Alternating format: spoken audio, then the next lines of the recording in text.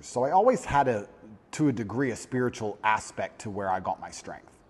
I always felt like, well, my dad is watching me, or my ancestors tried very hard for me to be born, so I can't disappoint them. So I've always had this spiritualistic side. Like, imagine the disappointment my ancestors would feel if they fought saber-toothed tigers and survived World War II and went through all the garbage they went through just for my father to be born, and then he suffered like he suffered to raise me, for me to be raised and become the most famous man in the world and call myself top G and then cry when I went to jail. What am I? What kind of bitch? What am I going to go, wah? No, I go to jail with my head held high, and if they put me in jail for the next 20 years, I'll walk in there with my head held high. And if anybody sees me, I'm not going to be a broken man. I refuse to be a broken man. It's disrespectful to everybody who ever died or tried hard for me to be raised, for me to emerge from this difficulty as a broken person.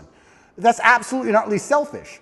When a man sits and says to me he's broken or he's depressed or he's sad, etc., that's selfishness. You have shit to do. Yeah. And you have people to be respectful to, including people who are no longer here. I don't have time. They can put me in solitary confinement for 20 years, and when I walk out of there, and the first podcast I do, I refuse to be called broken. I refuse. And that's because I feel like I had a duty to my ancestors, and now I feel like I have a duty to my ancestors and a duty to God. So I've always felt that. And I assume you feel like you're fulfilling your duty, that your father would be proud of you? I absolutely believe he'd be extremely proud of me. I think I'm doing the best I can possibly do. And there's something that people say, you tried your best. And that's true. But a lot of people overuse it. People say, oh, well, you didn't get it, but you tried your best. 99% of the time, they didn't try their best. People don't actually try very hard for things anymore. I am truly, genuinely trying my best. I don't waste a minute of my day.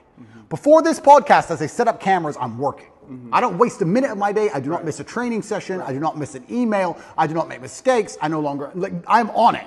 So I'm trying my absolute best. If I fail, for the first time in human history, then I failed. But at least I get the satisfaction in my heart of knowing I actually really tried my best. Most people don't get to get that satisfaction because they know deep down they could have tried a bit harder. Whereas if I end up in jail, I'll be like, Andrew, you did everything you could have done. So that gives you a level of peace. I did my best. My ancestors are proud of me. God is proud of me. I did my absolute best. I couldn't have possibly done better. And I got hit with a lucky punch, and that's life. And all I can do is just smile regardless.